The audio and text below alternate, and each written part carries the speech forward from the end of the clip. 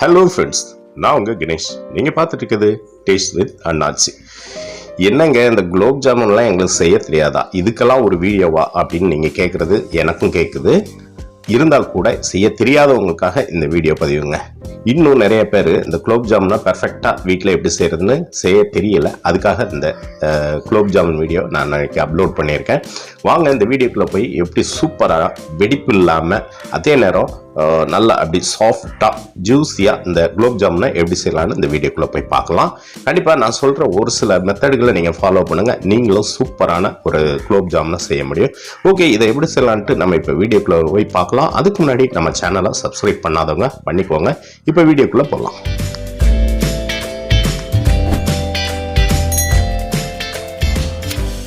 Okay friends, நான் இன்னைக்கு Aachi gulab jamun mix 2 packet எடுத்திருக்கேன். அதாவது get one buy one get free இருக்குல்ல, அதுதான் நான் எடுத்திருக்கேன். அந்த 2 பாக்கெட்டும் இன்னைக்கு நான் யூஸ் பண்ணி இந்த குலோப் ஜாமுன் செய்ய போகிறேன். முதல்ல அந்த பாக்கெட்டில் உள்ள மாவை நம்ம முதல்ல மெஷர் பண்ணிக்கோங்க. ஒரு கப்போ அல்லது டம்ளரோ அதில் எவ்வளோ வருதுன்னு பார்த்துக்கோங்க. எனக்கு இந்த ஒரு பாக்கெட் மாவு கரெக்டாக இந்த டம்ளர் ஒரு டம்ளர் வந்திருக்கு. பார்த்தாலே தெரியும், 2 பாக்கெட்டும் சேர்ந்து 2 டம்ளர் மாவு எனக்கு வந்திருக்கு. ஓகே, இதை நம்ம முதல்ல இந்த கட்டி இல்லாத அளவுக்கு கொஞ்சம் நல்லா கலந்து விட்டுக்கோங்க. கைட்டே அந்த பெரிய பெரிய கட்டிகள் இருக்கும், அது இந்த இல்லாத அளவுக்கு அதை கொஞ்சம் நம்ம உடச்சி விட்டுக்கலாம். இதில் ஒரு பாக்கெட்டுக்கு 1/4 டம்ளர் தண்ணி, அதாவது 1 டம்ளர் மாவு அளந்தோம்ல, அதில் 1/4 டம்ளர் தண்ணி. அதனால் நான் 2 பாக்கெட் மாவுக்கு 1/2 டம்ளர் தண்ணி விட்டு நான் இதை பிசைஞ்சு எடுத்துக்கிறேன். முதல்ல உங்களுக்கு கையில் ஒட்டுற மாதிரி இருக்கும், ஆனால் நீங்கள் பிசைய கையில் ஒட்டாத அளவுக்கு சூப்பராக இது ரெடி ஆயிரும். இதை பிசைஞ்சு வச்சுட்டு நம்ம ஒரு 10 நிமிஷம் மூடி போட்டு வச்சிடலாம். ஒரு துணியோ அல்லது ஏதாவது மூடியோ போட்டு அதை ஒரு 10 நிமிஷம் விட்டுருங்க. 10 நிமிஷத்துக்கு அப்புறம் இதை நம்ம உருண்டை பிடிக்கலாம். இந்த உருண்டை பிடிக்கும் போது நீங்கள் ரொம்ப கவனமாக பார்க்கணும். அதாவது தேவையான அளவு நமக்கு ஒரு குட்டி கோழிக்காய் சைஸ் எடுத்துக்கோங்க.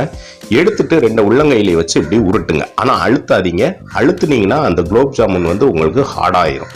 அழுத்தாம அப்படி 2 கையும் அப்படி தொட்ட மாதிரி இருக்கணும், ஆனால் அப்படியே உருட்டிகிட்டே இருக்கணும். அப்படிங்கும்போது உங்களுக்கு வெடிப்பு இல்லாத அளவுக்கு உருண்டை அழகாக வந்துடும். அழுத்திடாதீங்க, அழுத்துனா கண்டிப்பாக அது ஹார்டாயிரும். ஓகே, இந்த மாதிரி உருட்டி நம்ம அப்படி காய விட்டுறாதீங்க.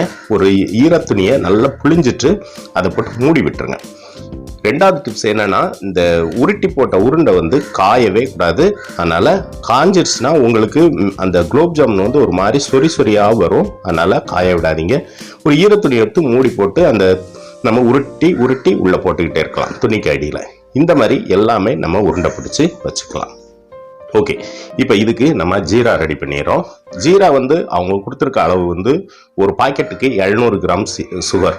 நான் 600 கிராம் 2 பாக்கெட்டுக்கு சேர்த்து 1 கிலோ 200 கிராம் சீனி சேர்த்துக்கிறேன்.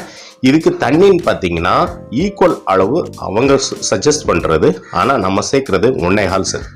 ஈக்குவல் அளவு சேர்த்திங்கன்னா அந்த ஜாமுன் அந்த ஜீரா ரொம்ப திக்காக இருக்கும். அதனால் 1.25 மடங்கு, ஒரு டம்ளர் சுகருக்கு 1.25 மடங்கு தண்ணி சேர்த்துட்டு நல்லா சீனியெல்லாம் நல்லா கரைஞ்சதுக்கப்புறம் கரெக்டாக 15 நிமிஷம் கொதிக்கட்டும்.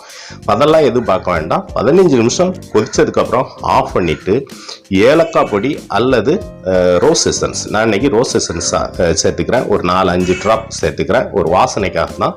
நீங்கள் ரோஸ் எசன்ஸ் இல்லைன்னா நீங்கள் ஏலக்காய் பொடி ஒரு 1/2 ஸ்பூன் அளவுக்கு சேர்த்துக்கோங்க. அது ஒரு பக்கம் இருக்கட்டும்.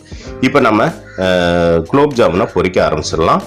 எண்ணெய் தேவையானாலும் ஊற்றிட்டு அதை ஹையில் வைக்காதீங்க, சிம்மில் வைங்க.